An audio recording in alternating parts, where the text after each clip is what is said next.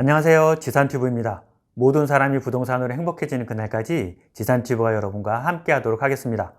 구독, 좋아요, 알람 설정은 컨텐츠 제작에 큰 힘이 됩니다. 지식산업센터 투자하면 망한다. 지식산업센터는 이제 끝났다. 요즘 일부 유튜버들이 이렇게 돈 없는 컨텐츠들을 생산하고 있습니다. 어느 시기나 폭락론자나 폭망론자들은 존재합니다.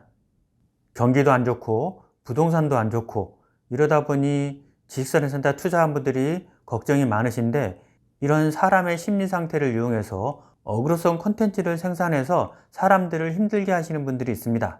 안타깝게 생각을 합니다. 물론 시장이 좋다고 말씀드리는 건 아닙니다. 어려운 시기는 맞습니다.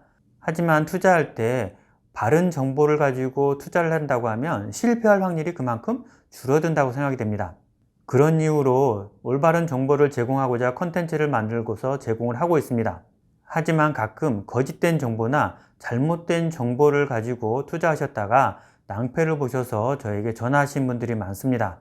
그리고 이미 투자하신 분들은 이렇게 지식산업센터는 망했다라고 말하는 유튜버들 때문에 더 마음을 졸이고 있습니다. 그래서 오늘은 지식산업센터 투자 이대로 망했는지, 아니면 더 이상 투자하면 안 되는 것인지 제대로 알아보도록 하겠습니다. 먼저 지식산업센터가 어떤 곳인지 좀 알아보도록 하겠습니다. 어려운 설명 말고 간단히 설명을 좀 드리도록 하겠습니다. 지식기반 산업을 육성하고 혜택을 주어서 마음껏 들어와서 산업활동을 하라고 만든 곳이 바로 지식산업센터입니다. 그럼 왜 불장이 되었을까요? 현금 유동성의 확대와 부동산 규제 때문입니다. 표에서 보시면 2014년 10월에 기준금리가 2%로 내려왔습니다. 이때를 전후로 시장에 많은 현금이 쏟아지게 됩니다. 이렇게 현금이 시장에 풀리면 모든 기업의 투자로 이루어져야 하지만 아쉽게도 현실은 부동산으로 많이 몰립니다. 그러다 보니 부동산 가격이 상승했고 상승폭이 가파르니 규제가 하나씩 생겨났습니다. 이런 규제 때문에 더 이상 부동산으로 갈 수 없었던 자금들이 지식산업센터에 몰리면서 지식산업센터 광풍이 불었습니다. 사실 지식산업센터는 투자하기 매우 좋은 환경을 갖고 있습니다. 하지만 그전에는 왜 투자를 하지 않았었을까요? 답은 몰라서였습니다. 지식산업센터는 부동산 시장에서 매우 작은 파이를 갖고 있습니다. 당연히 아파트라는 좋은 투자처가 있었기 때문에 지식산업센터까지 올 필요도 없었고 몰랐습니다. 부동산 사장님도 모르고 재테크 전문가라는 사람들도 지식산업센터를 잘 모릅니다. 더군다나 대출을 해주겠다는 은행 직원도 아직까지 지식산업센터를 잘 모르시는 분들이 많이 있습니다. 지방에 내려가면 지방에서 사업을 하시는 대표님들이 지식산업센터가 어떤 곳인지 모릅니다. 그렇기 때문에 입주 자체를 안 하시는 분들도 의외로 많이 있습니다. 그래서 투자처로 인기가 많지 않았었고, 아는 사람들끼리 아름아름 투자하는 곳이 바로 지식산업센터였습니다. 하지만 갈 곳을 잃었던 현금들이 지식산업센터로 몰리면서 광풍이 불었던 것이죠. 지식산업센터란 타이틀만 있으면 투자를 했던 투자자와 물 들어왔을 때 놓아줘야 된다고 생각했던 시행사나 시공사 모두 그 광풍에 몸을 던졌습니다. 지금은 어떤가요? 보시면 아시겠지만 과도한 현금 유동성의 확대로 인한 인플레이션이 심화되면서 전 세계적으로 금리 인상을 단행했습니다. 우리나라도 피해갈 수 없이 금리 인상을 진행했습니다. 이렇게 금리 인상으로 조금씩 인플레이션을 잡으면 됐지만 러시아와 우크라이나의 전쟁이 장기화되면서 원자재 가격까지 꿈틀거리게 됩니다. 금리를 올리면서 세계적으로 경기가 하락했습니다. 당연히 부동산 시장도 혹한기에 접어들었는데, 그렇다면 지식산업센터 투자는 더 이상 위험한가요? 저는 그렇게 보지 않습니다. 물론 반론을 제기하시는 분도 있겠지만 저는 여전히 지식산업센터가 매우 유망한 투자처라고 생각이 됩니다. 근거를 말씀을 좀 드리도록 하겠습니다.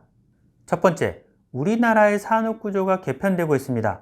과거 단순 제조업에서 지금은 지식 기반인 바이오나 IT, 컨텐츠, 의료 등으로 산업이 많이 개편이 되고 있습니다. 이런 산업들은 모두 지식산업센터에 입주가 가능한 업체들입니다. 두 번째는 첫 번째의 연장선이기도 합니다. 신규 창업이 늘어났다는 겁니다. 첫 번째 말씀드렸던 산업들이 코로나 시기를 걸치면서 매우 성장을 하게 됩니다. 그리고 엔데믹 시대를 접어들면서 신규 창업이나 사무실 확장 등으로서 신규 수요가 많이 늘어나게 됐습니다. 당연히 사무실이 필요한데 서울은 사무실이 부족합니다. 바로 세 번째, 오피스의 공급 부족입니다. 전 영상에서도 말씀을 드렸지만 오피스의 공급 부족은 하루 이틀 문제가 아니고 대규모의 오피스 공급도 예정되어 있지 않기 때문에 이런 문제는 한동안 계속될 것으로 보여집니다. 이렇게 오피스가 부족하다 보면 당연히 임대료가 상승을 하게 됩니다. 이런 임대료의 상승은 수익 개선에도 매우 많은 도움을 줍니다. 이런 이유에서 여전히 지식산업센터는 좋은 투자처라고 생각이 됩니다. 물론 많이 공급되었다고 말씀하시는 분들이 있습니다.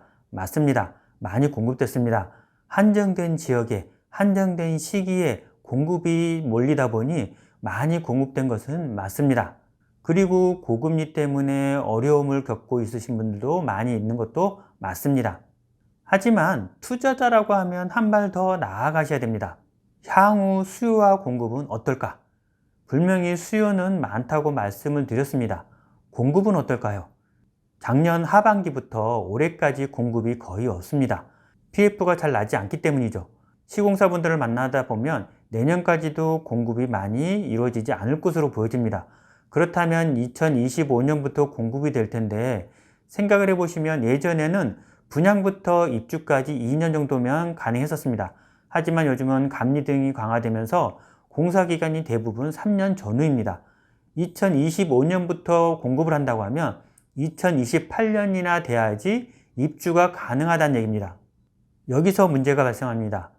2024년까지 아마 대부분의 지식산업센터들이 공급을 마무리 지을 겁니다. 그렇다면 2024년 이후 2025년부터는 공급되는 현장이 매우 줄어들게 됩니다.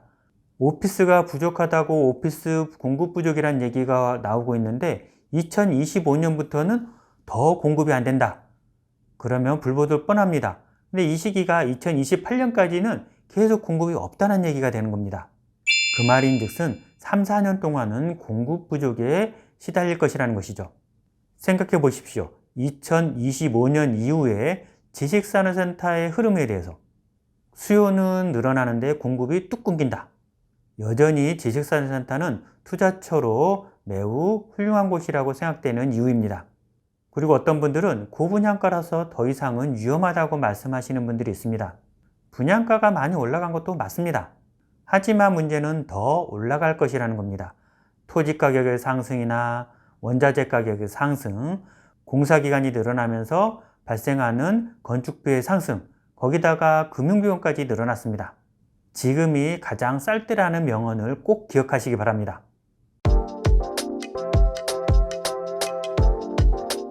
물론 지식산업센터에 묻지마 투자를 하시라는 것은 아닙니다. 그 지역의 환경이나 입지, 역세권의 유무 등을 매우 종합적으로 판단하시고 투자를 하셔야 됩니다. 그리고 이렇게 어려운 시기를 맞이하면서 오히려 투자자분들이 더 현명한 투자자로 바뀌는 계기가 됐다고 생각합니다. 최근 저에게 전화하셔서 모르고 투자하셨다고 하시는 분들이 많이 있습니다. 하지만 이제 투자를 하시는 분들이나 한번 어려움을 겪어보셨던 분들이라고 하면 현명한 투자자가 되실 수 있을 것이라고 생각이 됩니다. 이 영상이 여러분을 현명한 투자자로 이끌었으면 좋겠습니다. 더 궁금하신 분은 영상 아래 더보기를 누르셔서 제가 운영하는 단톡방에 들어오시면 지식산업센터 관련해서 다양한 정보를 나누고 있습니다.